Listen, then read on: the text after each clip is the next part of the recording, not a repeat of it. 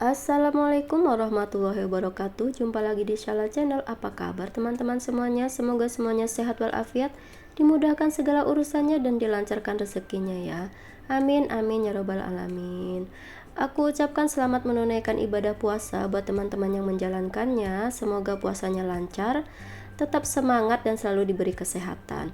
Masya Allah, senang banget rasanya bisa share lagi kegiatan aku kali ini. Diawali dengan aku yang lagi ngupas buah belewah ya teman-teman.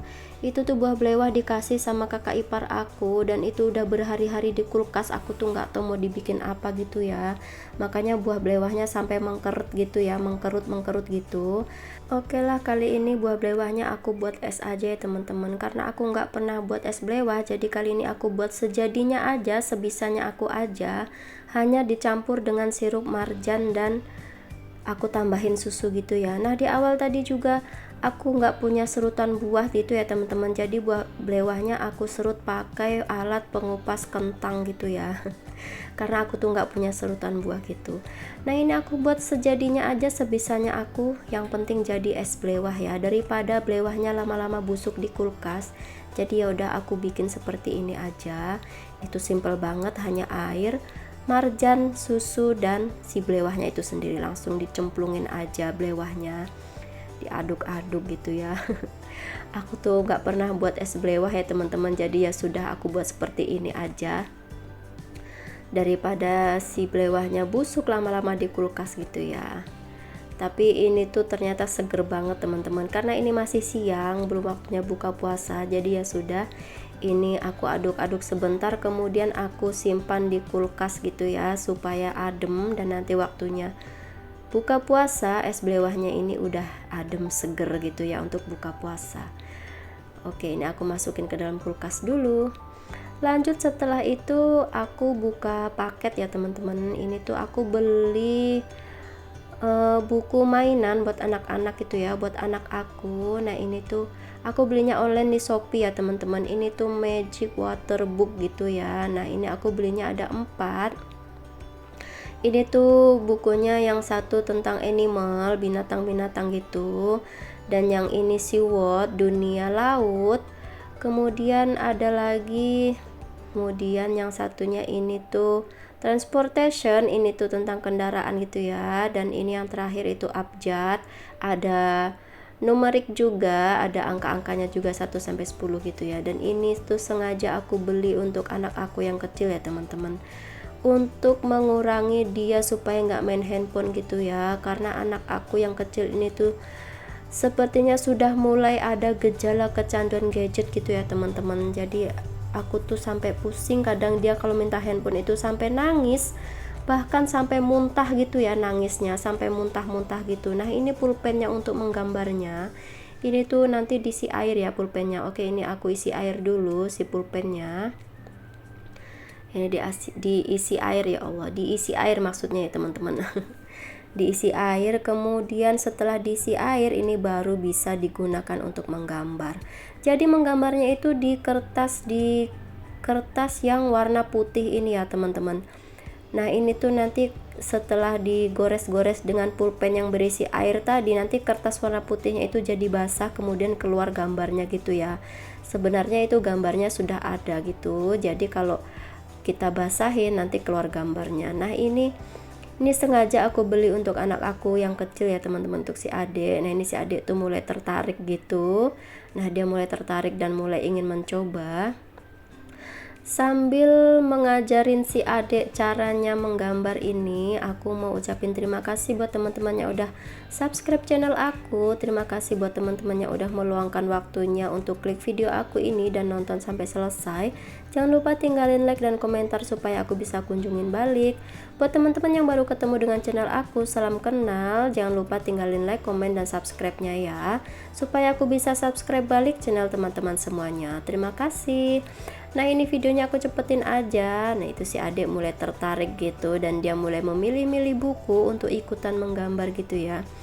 Jadi pengaruh gadget buat anak kecil itu memang nggak baik ya teman-teman, dan aku sudah mulai merasakan gejala awal untuk anak aku yang kecil ini tuh, matanya jadi berair gitu ya, dan jadi kotor. Jadi biasanya kalau dia bangun tidur itu matanya bersih, kalau dia main gadget pasti bangun tidur tuh kotorannya banyak banget sampai kering gitu ya, kadang sampai lengket di mata gitu ya.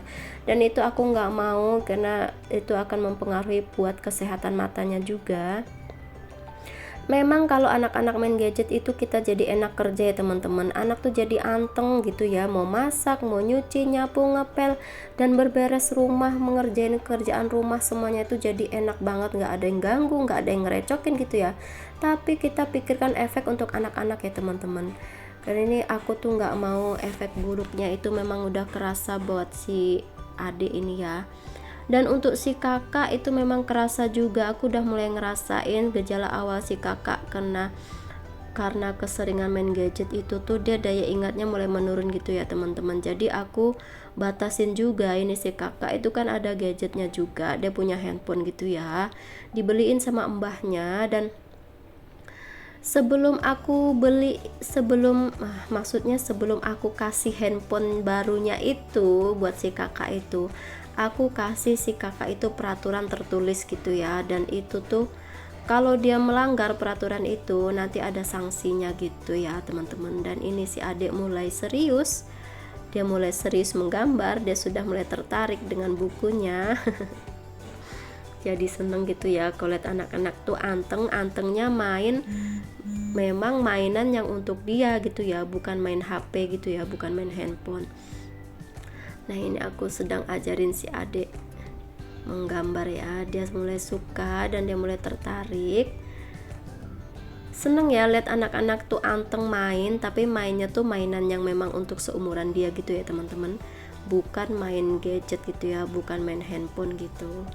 Kembali lagi cerita ke anak aku yang besar ya, dan dia itu karena keseringan main handphone itu kadang suka lupa gitu ya.